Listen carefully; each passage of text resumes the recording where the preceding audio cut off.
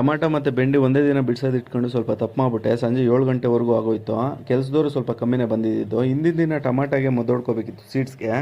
ಒಂದು 2-3 ಕಡೆ ಬಿಂಗಿ ಇದೆ, ಮತ್ತು ವೈಟ್ ಫ್ಲೈ ಜಾಸ್ತಿ ಆಗ್ಬಿಟ್ಟಿತ್ತು. ವೈಟ್ ಫ್ಲೈ ಏನಾದರೂ ತೋಟದಲ್ಲಿ ಎಂಟ್ರಿ ಆಗಿದೆ ಅಂದರೆ ನಾವು ಇಮಿಡಿಯೇಟಾಗಿ ಮದ್ದೊಡ್ಕೋಬೇಕು.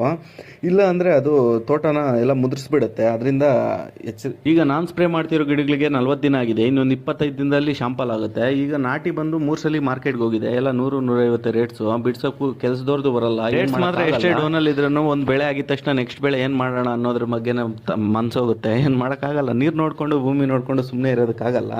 ಮತ್ತು ನೆಕ್ಸ್ಟ್ ಡೇ ಬೆಳಗ್ಗೆನೇ ಕೆಲಸದವರು ಒಂದು 6 ಜನ ಬಂದಿದ್ರು. ಒಂದು 3 ಜನ ಟೊಮಾಟೊ ಬಿಡಿಸ್ತಾಯಿದ್ರು, ಇನ್ನೊಂದು 3 ಜನ ಬೆಂಡೆಕಾಯಿ ಬಿಡಿಸೋದಕ್ಕೆ ಅಂತ ಕರ್ಕೊಂಡಿದ್ದೆ. ಈಗ ನನಗೆ ಒಂದು 3 ಮೂಟೆ ಬೆಂಡೆಕಾಯಿ ಬಿಡಿಸಿದ್ದೆಲ್ಲ ಒಂದು 10 ಗಂಟೆಗೆಲ್ಲ ಆಗೋಯ್ತು. ಎಲ್ಲ ಪ್ಯಾಕ್ ಮಾಡ್ಕೊಂಡು ನಾನು ಒಂದು 3 ಮೂಟೆ ಆಗಿತ್ತು. ಎಲ್ಲ ಮತ್ಕೊಂಡೋಗಿ ಮಾರ್ಕೆಟ್ಗೆ ಹಾಕಿದೆ. ಇವತ್ತು ನಾನು ಹೋಗೋದು ಸ್ವಲ್ಪ ಲೇಟ್ ಆಗೋಯ್ತು. Full traffic jam. 36 ರೂಪಾಯಿ ಆಯಿತು. ಸ್ವಲ್ಪ ಬೇಗ ಹೋಗಿದ್ರೆ ಇನ್ನೊಂದು 4-5 ರೂಪಾಯಿ ಜಾಸ್ತಿ ಆಗ್ತಾ ಇತ್ತೇನೋ. ಮತ್ತೆ ತೋಟದ ಕಡೆ ಬಂದೆ. ಕೆಲಸದವರೆಲ್ಲ ಬಿಡಿಸಿದ್ದಾಯ್ತು ಮಾಡ್ಕೊಂಡು ಸ್ವಲ್ಪ ಲೈಕ್ ಮಾಡ್ಬಿಡುಗ್ರು.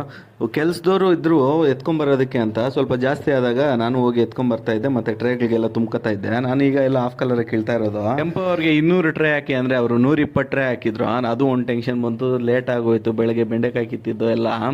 ಅವರು ಮತ್ತೆ ಏನು ಮಾಡಬೇಕು ಅಂತ ಗೊತ್ತಾಗಲಿಲ್ಲ. ಅವರು ತರ್ತಾ ಇದ್ದೀನಿ ಅಂತ 7 ಗಂಟೆ ಮಾಡ್ಬಿಟ್ರೆ ತುಂಬಿಸೋರು ಯಾರು ಕತ್ಲಲ್ಲಿ ಅಂತ ಹೇಳ್ಬಿಟ್ಟು ಬೇರೆ ಮಂಡಿದು ಟ್ರ್ಯಾಗ್ಲ್ ಹಾಕ್ಸ್ಕೊಂಡು ನೈಟ್ ಬಂದಾಗ ಶಿಫ್ಟ್ ಮಾಡಿ ಗಾಡಿಗೆಲ್ಲ ಹಾಕ್ಕೊಂಡೋದ್ರು. ಒಂದು 8 ಗಂಟೆ ಆಯಿತು.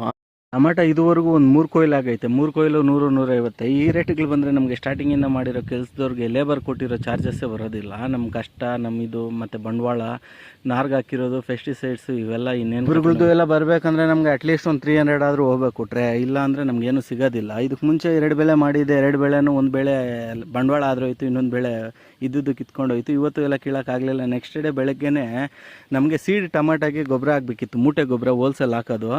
ಅದಕ್ಕೆ ಮುಂಚೆ ಒಂದು 3/4 ಚೀಲ ಮಿಕ್ಕಿತ್ತು. ಅದನ್ನ ಕೊಟ್ಟೆ ಬಂದ ತಕ್ಷಣ ಎಲ್ಲ ಹಾಕ್ತಾಯಿದ್ರು. ನಾನು 15 ಮತ್ತು 10-26 2 ಮೂಟೆ ತಂದಿದ್ದೆ. ಅದನ್ನು ಎಲ್ಲ ಮಿಕ್ಸ್ ಮಾಡಿ ಕೊಟ್ಟು ಮತ್ತು ಬೆಂಡಿಗೆ ಮದ್ದೊಡಿಬೇಕಿತ್ತು.